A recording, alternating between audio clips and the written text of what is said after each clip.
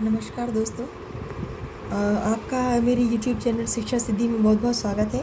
और आज हम मान विटनी यू टेस्ट का बी पार्ट पढ़ेंगे। मान विटनी यू टेस्ट हम जानते हैं कि ये दो नॉन पैरामीट्रिक डाटास के मध्य लगाया जाता है। अब यहाँ पर इसके लिए हम स्टेप देख लेते हैं। सबसे पहले हम डाटा की रैंकिंग करते हैं। तो रैंकिंग ऑफ डाटा, इसमें दो डाटा सेट जो हमको दिए हुए हैं उन सभी को एक साथ इकट्ठा करके उनको इंक्रीजिंग ऑर्डर में रख लेते हैं और उनको फर्स्ट सेकंड थर्ड फोर्थ उनकी रैंकिंग कर लेते हैं। इसके पश्चात स्मॉलर सैंपल की रैंकिंग का सम करते हैं। इसके बाद लार्जर सैंपल की रैंकिंग का सम करते हैं और फिर सूत्र के द्वारा यू फाइंड करते हैं, यू डैश फाइंड करते हैं। इसके लिए निम्न सूत्र है। यू स्मॉलर रैंकिंग ग्रुप के लिए निम्न सूत्र है N1 N2, जहाँ पर N1 number of participants of smaller group and N2 number of participants of larger group है। स्मॉलर रैंकिंग के लिए निम्न सूत्र है N1 N2 plus in bracket N1 small bracket N1 plus 1 upon 2 bracket close minus sigma R1। इसी के साथ U1 का भी लार्जर ग्रुप के लिए जो हमने फार्मूला लिया है वो भी देख लेते हैं। U dash equal to N1 N2 plus in bracket N2 plus 1 upon 2 और bracket close minus sigma R2, जहाँ पर R1 sum of rank of smaller group है और R2 number of sum of rank of larger group है। इसके बाद पांचवा step है लुक अप टेबल एच। अब टेबल एच में हम इनका मान देखते हैं। यदि ऑब्जर्व वैल्यू टेबल वैल्यू से लेस या इक्वल है तो सिग्निफिकेंट डिफरेंस है, और यदि एच टेबल देखने के लिए यू का मान स्मॉलर है तो हम स्मॉलर मान को ही हम आधार मानते हैं और इसी मान के आधार पर हम अपना रिज़ल्ट लेते हैं। छठवां ग्रुप स्टेप है translate the result of the test back in the term of experiment, अर्थात प्राप्त रिजल्ट को हाइपोथीसिस के स्वीकार या अस्वीकार करने के लिए जिम्मेदार मानते हैं। अब एक उदाहरण लेते हैं। किन्हीं दो टीम के लिए एक कंपनी में टेस्ट किया गया जिसमें दोनों टीम के स्कोर निम्नानुसार प्राप्त हुए। दोनों टीम्स का रैंडम असाइनमेंट हुआ था इसमें, और मान विटनी यू टेस्ट के द्वारा हमको ये बताना है कि दोनों टीम के मध्य रेटिंग में कोई सार्थक अंतर नहीं है।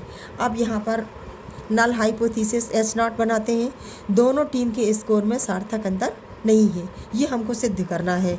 तो टीम ए की स्कोर निम्नानुसार टेबल में आपको दिख रहे हैं। यहाँ पर नंबर ऑफ पार्टिसिपेंट 12 है। इसी तरह से टीम बी में जो एक लार्जर ग्रुप है हमारा, इसमें कुल 13 पार्टिसिपेंट है और इनकी स्कोर जो है वो इस प्रकार है। अब हम क्या करेंगे, इन सभी को दोनों टीम के स्कोर को बढ़ते क्रम में लिखेंगे और इनकी रैंकिंग देखेंगे और इनके सामने हर स्कोर के सामने उसकी रैंकिंग लिख देते हैं। इसके बाद स्मॉलर टीम की रैंकिंग का सम लगाते हैं, फिर लार्जर टीम की रैंकिंग का सम लगाते हैं और स्टेप 1 टीम ए एवं टीम बी के स्कोर में कंबाइंड रैंकिंग दे दी हमने। स्टेप 2 दोनों टीम की रैंकिंग का सम कर लिया और स्टेप 3 अब हम यू कैलकुलेट करेंगे।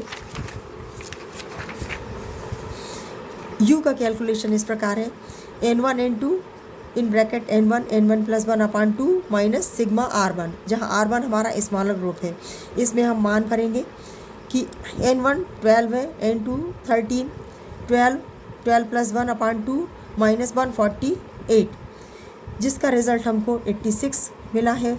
इसी तरह से U1 कैलकुलेट करेंगे। U1 equal to N1 N2 plus in bracket N2 plus 1 upon 2 minus sigma R2 larger group की रैंकिंग का सम है।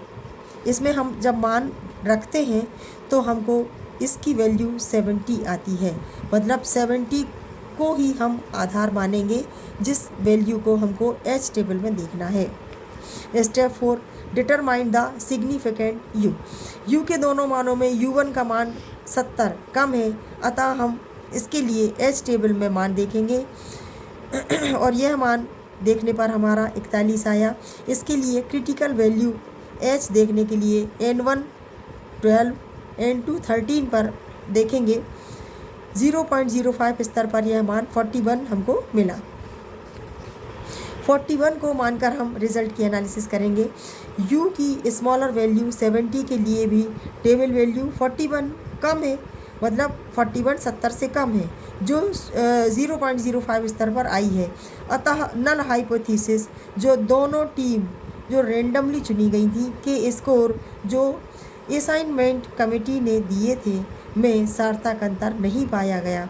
चूँकि u1 के छोटे मान 70 के लिए भी के लिए क्रिटिकल टेबल वैल्यू कम है, तो जब 70 के लिए 41 कम है तो नेचुरली 86 के लिए भी कम ही होगा। अतः u डैश के लिए भी हमारा यही रिज़ल्ट रहेगा।